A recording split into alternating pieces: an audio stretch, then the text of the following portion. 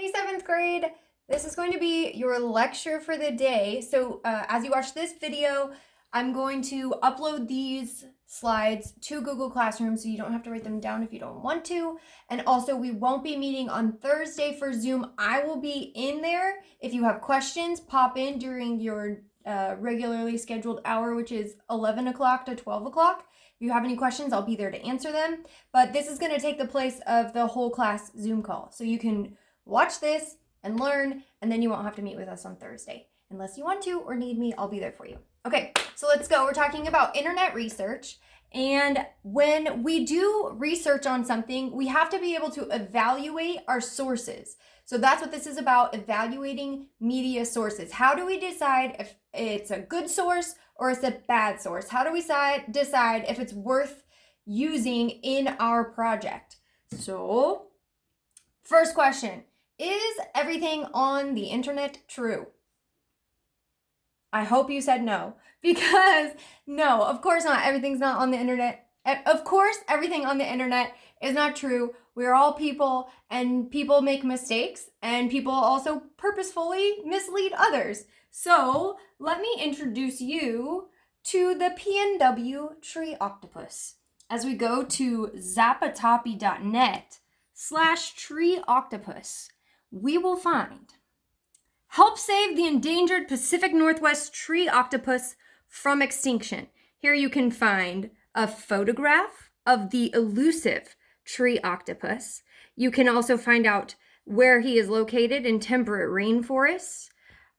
We can find out how many arms he has, what his eyesight is like, the regions where you can find him, which is near Seattle, why it's endangered. We can show our support by adding this badge to our page, our social media pages. What else can we find? Oh, we can find old exhibits from, 1942. So as I keep going, this website sort of looks legit, but it's actually one of the most memorable internet hoaxes of all time. So obviously, the Northwest Tree Octopus is not real, but people made this to test kids and to see how well they could tell if a website was legitimate or not.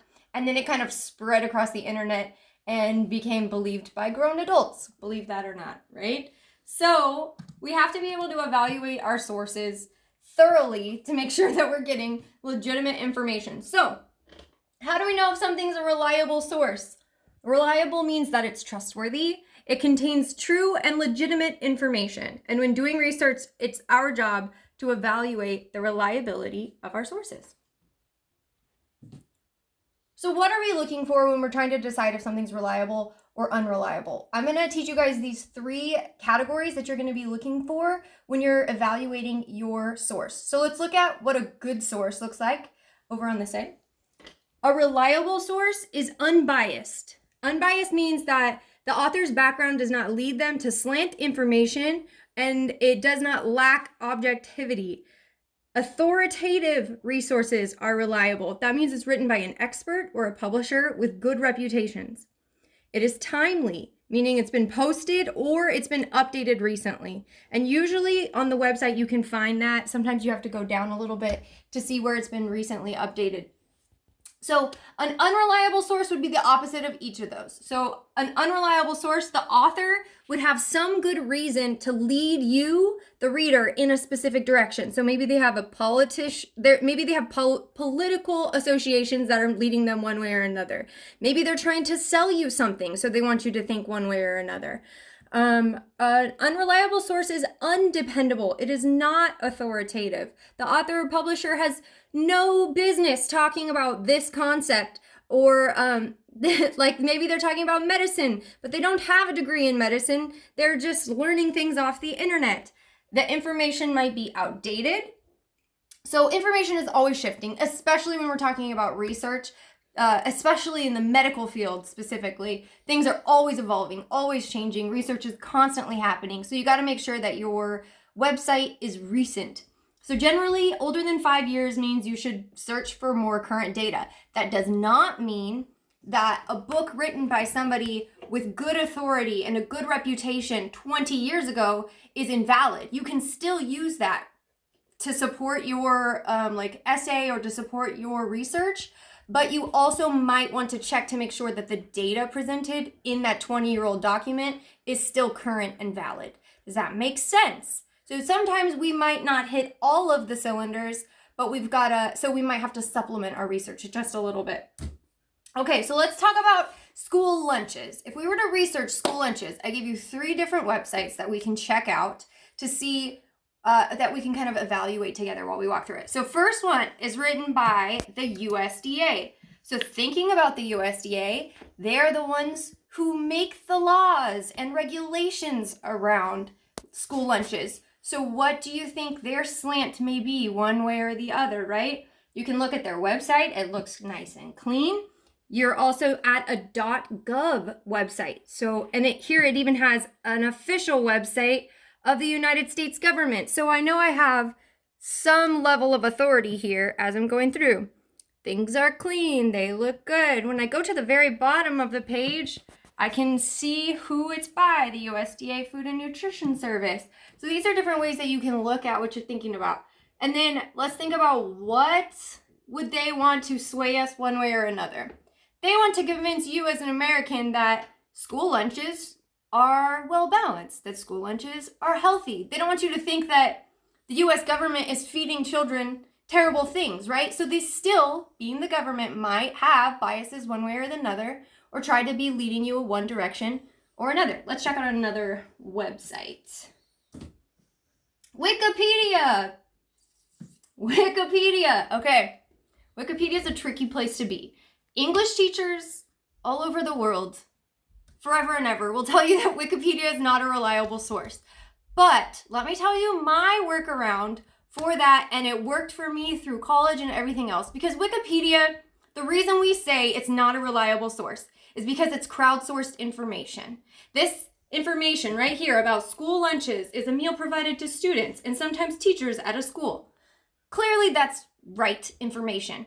But any Billy Joe Bob on the corner of F Street could have typed that into his computer and uploaded it onto Wikipedia. It's crowdsourced information. So here's what I do when I use Wikipedia as a source. And I'm telling you, this really works well. So you go through, you find the information you like. And as you like something, you're like, I'm interested in either free or economical rates. And I look at this little note right here. That's telling me where that source came from.